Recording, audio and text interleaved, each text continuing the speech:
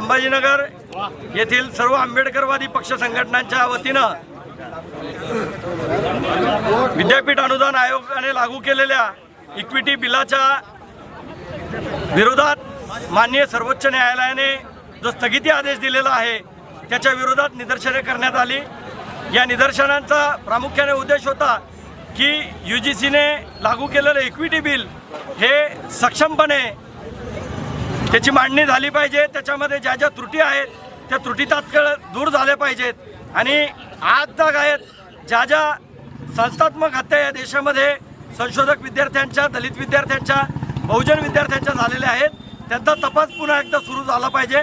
कारण आजपर्यंत सर्वोच्च न्यायालय असेल किंवा इथलं सरकार असेल यांनी एकाही प्रकरणामध्ये आमच्या विद्यार्थ्यांना न्याय दिलेला नाही आहे। ज्या विद्यार्थ्यांना आत्महत्या करण्यास प्रवृत्त करण्यात आलं त्या विद्यार्थ्यांना अद्यापपर्यंत न्याय मिळालेला नाही आहे आणि जर सरकार आम्हाला न्याय देणार नसेल तर रस्त्यावरती उतरून आंदोलन केल्याशिवाय आमच्या आंबेडकरी कार्यकर्त्यांपुढे पर्याय उरलेला नाही आहे। आज ज्या पद्धतीने सवर्णांच्या, मुठभर सवर्णांच्या विरोधाला बघून न्यायालयाने जसा स्थगिती आदेश दिला त्याच पद्धतीनं या देशातल्या 90% बहुजन समाजाच्या भावना लक्षात घेता सर्वोच्च न्यायालयाने तातडीने हे इक्विटी बिल लागू केलं पाहिजे।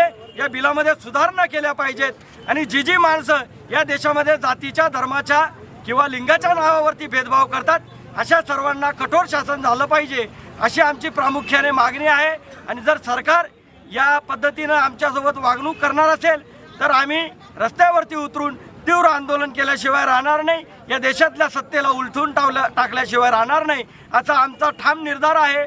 आणि आंबेडकरी संघटना अशाच पद्धतीने बाबासाहेब आंबेडकरांचं समतेचं तत्व जोपर्यंत या देशामध्ये लागू होणार नाही अशाच पद्धतीने संघर्ष करत राहील असा आमचा निर्धार आहे। विषय खऱ्या अर्थाने इतका गंभीर आहे। या पुरोगामी महाराष्ट्रामध्ये या विषयाला वाचा फोडणारं मला वाटतं की सचिन निकम नावाचं एक पॉवर जनरेटर या शहरामध्ये आणि ते पॉवर जनरेटर आपल्या सगळ्या लोकांना एकत्र करून या गंभीर विषयाच्या अनुषंगानं वाचा फोडण्याचं काम आपण या निमित्तानं करत आहोत। मित्रांनो, हा विषय 2012 पासून आधी जर आपण गेलो,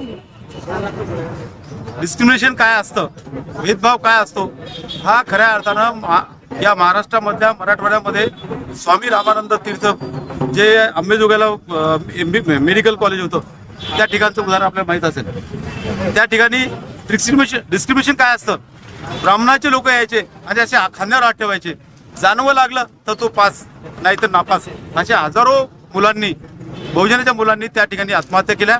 महाराष्ट्र सरकारने सुद्धा त्यावेळेस कायदा केला। त्याच अनुषंगानं जेव्हा रोहित वेमुल्यासारख्या कॉम्रेड लोकांनी, कार्यकर्त्यांनी डिस्क्रिमिनेशनच्या विरोधामध्ये जेव्हा आपलं बलिदान दिलं त्यानंतर खऱ्या अर्थानं केंद्र शासनाला या विरोधात कायदा करण्याची गरज पडली।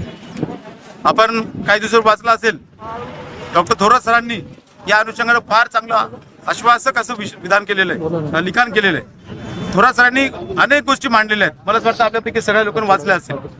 2012ला कायदा आला, 12च्या कायद्यामध्ये UGCने डिस्क्रिमिनेशन कुठे कुठे होतं असे 28 मुद्दे त्या ठिकाणी दिलेले होते। नवीन कायद्यामध्ये डिस्क्रिमिनेशन होतं, 118% वाढ झाली, परंतु कोणत्या मुद्द्यावर होते हे सांगितलं गेलेलं नाही। 2012च्या कायद्यामध्ये प्रवेशाच्या वेळेस भेदभाव होतो, SC ST NT OBC। आपण IAS मध्ये बघतो, आपलं नाव असेल SC मध्ये असेल तर आपल्याला ओरल परीक्षेमध्ये कमी मार्क दिले जातात। मूल्यांकनामध्ये जो मी आता मुद्दा सांगतो, मूल्यांकन करत असताना सुद्धा त्या ठिकाणी भेदभाव होतो, हॉस्टेलमध्ये प्रवेश देताना भेदभाव होतो, तुम्हाला लायब्ररीमध्ये गेल्यानंतर भेदभाव होतो, कोणतं पुस्तक तुम्हाला वाचायला द्यायचं नाही द्यायचं ते ठरवतात। असे स्पेसिफिक मुद्दे 2016च्या 26च्या कायद्यामध्ये आलेले नव्हते। मला असं वाटतं की UGCने जे चुकीच्या पद्धतीने कायदे केले ते सुप्रीम कोर्टाने सुरुवातीला जो निर्णय दिला होता तो काही अंश योग्य होता, परंतु आजही संधी आपली गेलेली नाही। मार्चमध्ये जी हिअरिंग होणार आहे त्या हिअरिंगमध्ये आपल्याला जे वाटतं ते त्या कायद्यामध्ये नाही, या कायद्याचे इन्क्लुजन करण्यासाठी अशा प्रकारचे आंदोलन करणं अत्यंत गरजेचं आहे। कारण जोपर्यंत सरकारचं लक्ष वेधून आपण घेणार नाही, याच्यामध्ये काय त्रुटी सांगणार नाही, तोपर्यंत सरकार हे झोपेचं सोंग घेतलं सरकार उठणार नाही। त्याला जागे करण्याचं काम अशा आंदोलनाच्या माध्यमातून या क्रांतीभूमीमधून आपण करत आहोत। मला असं वाटतं की हे लोन संपूर्ण महाराष्ट्रामध्ये संपूर्ण देशामध्ये जाईल आणि हा UGCचा 2026चा कायदा अमेंड होऊन ज्या आपल्या मागण्या आहेत equity for all factors, equity फक्त मुलांसाठी नाही आहे मित्रांनो, लक्षात घ्या. सगळे स्टेक होल्डर्स, संस्था चालक असतील, प्राचार्य असतील, प्राध्यापक असतील, विद्यार्थी असतील, मुले असतील, या सगळ्यांसाठी बिल आहे. म्हणून मी विनंती करतो की हे प्राथमिक सुरुवातीचं आपलं आंदोलन आहे, यापेक्षा तीव्र पद्धतीने आंदोलन करायचं असेल तर आपल्याला सगळ्यांना एकत्र येऊन लढणं अत्यंत गरजेचं आहे. देशातील उच्च शैक्षणिक संस्थांमध्ये वेगवेगळ्या SC, ST, OBC मागासवर्गीय सगळ्याच विद्यार्थ्यांचा छळ होत होता आणि मागच्या 5 वर्षामध्ये 118% वाढ झाली या पुण्यामध्ये. म्हणजेच शैक्षणिक उच्च दर्जाचं शिक्षण घेताना SC आणि ST त्यात OBC सुद्धा मुलांना जगणं आणि शिकणं अतिशय मुश्किल झालं आणि म्हणूनच सुप्रीम कोर्टाने हा डिसिजन घेतला होता त्या तत्कालीन 2016च्या बेंचने की या विद्यार्थ्यांना न्याय मिळावा म्हणून UGCचं बिल किंवा यांना संरक्षण म्हणून कायदा बनावा हे ठरलेलं असताना आणि त्याच बेंचमध्ये आताचे जे CGI हे होते तरी सुद्धा आज या CGIनी असा निर्णय घेतला की या निर्णयामध्ये हे बिल वापस घ्या कारण याचा दुरुपयोग होऊ शकतो असं CGIचं म्हणणं आहे. इंग्रजांनी सांगितलं होतं की ब्राह्मणामध्ये या ब्राह्मणी व्यवस्थेमध्ये न्याय देण्याची क्षमता नाही, त्यांच्या त्या भावना नाही. आज तेच लक्षात आलं. ज्या पद्धतीनं महानगरपालिकेच्या शौचालयामध्ये घाण असते, मला असं वाटतं सुप्रीम कोर्टाच्या जजमध्ये सुद्धा ब्राह्मणी व्यवस्थेची हीच घाण असली पाहिजे की एक ब्राह्मण जज ब्राह्मणी व्यवस्थेचं समर्थन करतो. म्हणजेच न्याय व्यवस्थेवर जी पट्टी बांधलेली आहे, जी पट्टी असे सांगत होती की सुप्रीम कोर्टाच्या खुर्चीवर बसल्यानंतर त्यांनी कुठल्याही जातीचा भेद केला नाही पाहिजे. मात्र आज आमचं लक्षात येतं की इथला CGI, इथली न्याय व्यवस्था ही ब्राह्मणांसाठी चाललेली न्याय व्यवस्था आहे आणि म्हणून आम्हाला न्याय मिळू शकत नाही. असं जर असेल तर सुप्रीम कोर्टाचा दर्जा हा सार्वजनिक शौचालय एवढाच झाला असं मला सांगायचं आहे.